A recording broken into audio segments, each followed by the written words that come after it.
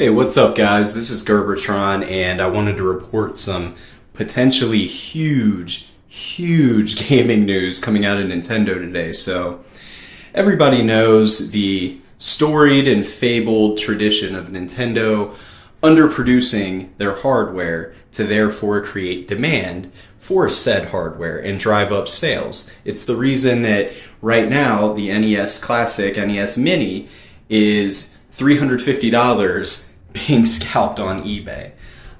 It's unbelievable, it's unfortunate, but it's the nature of capitalism, it's the nature of business.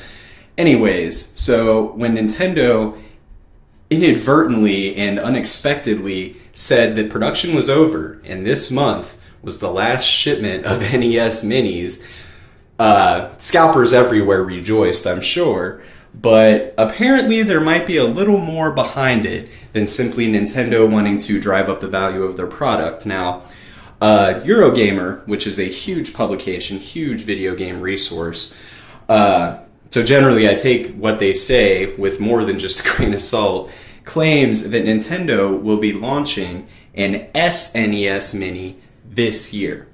Now, this is something that I assumed would happen, and I could definitely get excited for, because I played quite a bit of NES. I loved NES, but where my passion for gaming and my love for gaming grew was the era of the Super Nintendo. I was a huge Super Nintendo gamer, and I was a huge Sega Genesis gamer. Now, there's also rumors for that, but that'll be a different video, the Sega Genesis. Anyway, so Eurogamer claims that production stopped on the NES Mini mainly because they wanted to start production on the Super Nintendo Mini. Now, let me clue some of the people out there in on what the Super Nintendo was if you're not aware. Obviously, it's an older Nintendo console. It dominated in the 90s, and many of the franchises that we are still playing today grew on the Super Nintendo, started on the Super Nintendo. Nintendo own franchises really took off. The Mario games that we all love, the framework for those games essentially is copy and paste from Super Nintendo. Star Fox, I love that game. I would love to play it again. I would play the original Star Fox again right now on my flat screen, and I would have a giant ear-to-ear grin on my face the entire time. A game called ActRaiser. One of my favorite games that I've ever played. It's like a side-scroller 2D platform game. It's got, religious aspects in it. And when I was a kid, it blew me away, even though I didn't quite understand a lot of it, just because of it being a little more adult of a game. But I love ActRaiser. I can't wait to see that, hopefully. Battletoads. Lots of people know about Battletoads. Battletoads is basically a lovable and sometimes it makes you want to bash your brains out. And if anyone's ever played the level with the tunnel in it, when you're on the air ski and you have to go through the tunnel and maneuver without crashing, you know the rage that is induced by that. But Battletoads, super fun game. Final Fantasy games were on the Super Nintendo, some of the older ones, and they were great. Sort of the modern day formula for games like Stardew Valley and Don't Starve, and some of the top down games, Harvest Moon style games. A lot of indie games, honestly, literally got their formulas from the Super Nintendo. A lot of the games on there they're just good, and they're good now. They stand the test of time. So I'm really excited about this news.